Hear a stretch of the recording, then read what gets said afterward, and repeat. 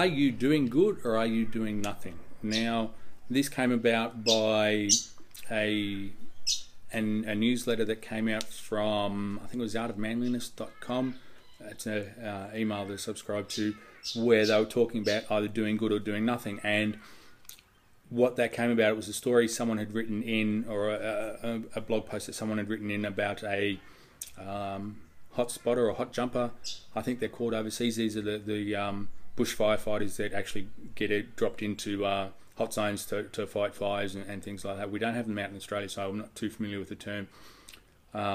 So anyway, it happened that a young kid who was that had, I think he'd been killed while fighting a fire, and from there, then this other hotshotter who, I think they're called hotshotters, who didn't know this guy personally. Then he was he'd found out about it, and then sort of tossed a coin all the time as to whether he should go, whether he shouldn't go to the guy's funeral. And it inspired, he was remembered by, reminded of something that his father told him all those years ago, was always go to the funeral. Now, it's the thing is that, he did go, and it was more about society and these, the fellow hotshotters and all that, paying their respects to this guy, and letting the family know that they did appreciate the job that he did and things like that. So how it got onto the do good or do nothing was that this guy's going through the eulogy and things like that, is that this young man, that's what he always did. He always did something good. He wasn't just doing nothing. Every chance that he got, he always did something good. He always did something good for society. And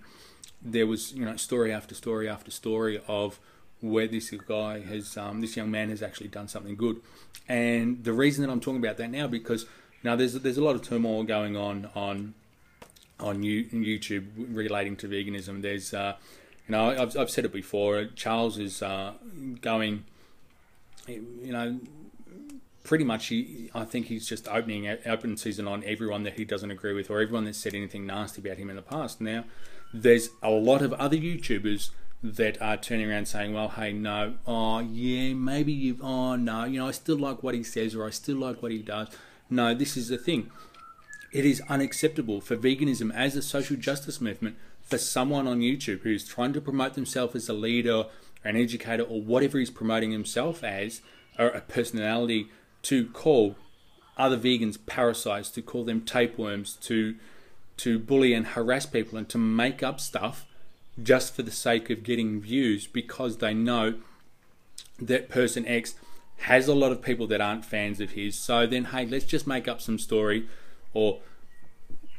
and build it further. Let's just make up this story because I know that there's, person X has a number of people that don't like him. So, hey, that's going to get me some more views. That's going to get at least, 10,000 views or 5,000 views by the time they've shared it around. So, that's another $50 for the day, or another $100 for the day that I've earned. So, and this is the thing, is that every vegan on YouTube that has a YouTube channel should be drawing a line in the sand and saying, no, this is unacceptable, because you're either doing good, which is either you're standing up for social veganism as a social justice movement, and this is the thing, justice applies to all, and it applies to everyone fairly. It doesn't just apply to the people that you do like or you don't like. Now, you're either doing good or you're doing nothing, and if you're doing nothing, then you're enabling him by not standing up against him and saying, hey, this is something that you've done wrong. I've said another episode about it, so I'm not going to dwell too much more on that. But this is the thing, is that veganism, it is a social justice movement. It's not a fad diet or anything like that, because outside of the people on YouTube, there are hopefully thousands and thousands of other people who do view veganism as a social justice movement and don't want this name calling to continue. They don't want this pettiness to continue. Don't want this ego-based, hey, I control vegan media and all that sort of guffaffle. Don't want that to continue, because it's not doing veganism any good. It's it's going to I don't want to say damage, because I don't want to give Charles that much power and say he's that influential, because he's not influential. He's only he only controls or has influence over the people on YouTube that watch his rubbish. For the rest of the people that live in the real world, that don't get to sit for hours and hours and hours watching YouTube clips, that have other things to do, of commitments, of family, of work, of their volunteering and whatever else that they do, no one knows who he is. So This is the thing. It's that it's up to other vegans to turn around and say, no, this is unacceptable. And if you don't, you're literally saying that what he's doing is that, hey, while you may not like it, if you're not standing up and saying you don't like it, well, he believes that you do. This is the thing. The only thing that he's going to answer to is the drop in viewers, the drop in subscribe, probably not subscribers, because it's not subscriber count that matters. It's the views. So the only way you're going to get through to him is to start hurting his hip pocket. Big deal. He earns $5,000 a month. Whoop-de-doo. Anyway, I'm not going to go there. So this is the thing, is that, by staying silent, we are telling him that his behaviour is okay. It is acceptable.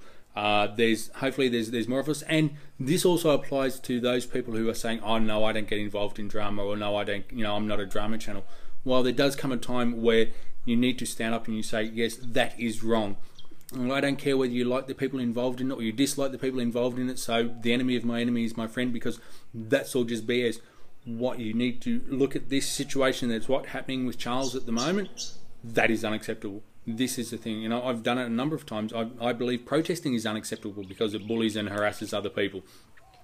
So what else is there? So that's the thing. Time to draw a line in the sand, people. Stand up against Charles and say, this is enough. If he comes after you, then, there's only so many people that he can come after and make stories up before people start thinking, hey, you know what? You're just making this up because you're having a crack at person Y because they said something about you. Big deal. The more people that stand up to him, hopefully the sooner he gets his message. So anyway, that was my rant for now. Thanks for watching. This is another episode of Vegan Police TV. Now remember, don't fear the vegan police. We're here to help.